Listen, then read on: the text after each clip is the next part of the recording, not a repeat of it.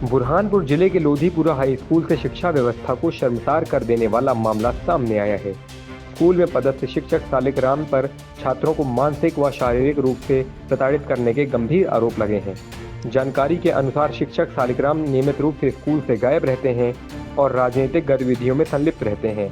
इतना ही नहीं, आरोप है कि वे स्टूडेंट्स को डराने धमकाने के साथ साथ जबरन बाजार से नोटबुक व अन्य सामग्री खरीदने का दबाव बनाते हैं, जिससे बच्चों और उनके परिजनों को आर्थिक व मानसिक परेशानियों का सामना करना पड़ रहा है।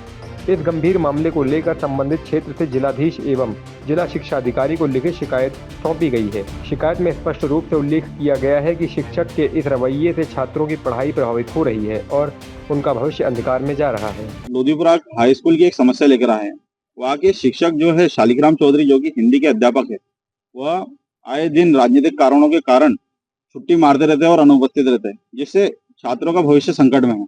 हम यही चाहते हैं कि जो राजनीति करने वाले शिक्षक है उनको बर्खास्त किया जाए और शिक्षा के मंदिर में केवल शिक्षा की बात होनी चाहिए। आपका जो भी है संगठन वगैरह वो सब बाहर रहे। हमारी यही मांग है। कितना समय से नहीं आता? ये लगभग 1 महीने की छुट्टी हमेशा लेकर जाते हैं और रजिस्टर में हमने देखा, आरटीआई के थ्रू हमने जानकारी मांगी तो कई जगह पर उन्होंने काटापीटी करी। इससे हम पीड़ित होकर परेशान होकर महोदय के समक्ष आए हैं। के विद्यालय की समस्या लेके आए। मेरी ऐसी मांग है कि जिस तरह से घर को बनाने के लिए उसके बेसिक को बनाना जरूरी रहता है, उसी तरह बच्चों को पढ़ाने के लिए उनके शिक्षकों का होना मजबूत जरूरी है। अगर वहाँ के शिक्षक ही गायब रहेंगे तो भारत देश के जो युवा है, जो अभी पीढ़ी जो बन रही है, वो मजबूत नहीं बन पाएंगी। तो मेरी यही अपील है कि शिक्षक जो राजनीतिक खेल खेल रहे हैं वो राजनीतिक न जाके शैक्षणिक क्षेत्र में जाए और बच्चों के भविष्य को तय करे। कौन शिक्षक है ये जो नहीं आती? शिक्षक का नाम सालिक चौधरी है। क्या है वहाँ पर?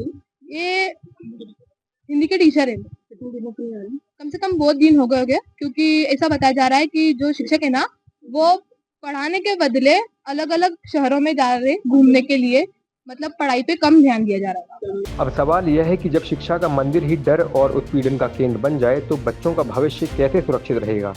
जिन हाथों में किताबें होनी चाहिए, अगर वही हाथ डर से कांपने लगे तो जिम्मेदारी तय करना जरूरी हो जाता है। खैर, अब देखने वाली बात होगी कि मामले की जांच कब होगी और दोषियों पर क्या कार्रवाई होगी। पंजाब केसरी के लिए बुरहानपुर से राजू राठौर की रिपोर्ट।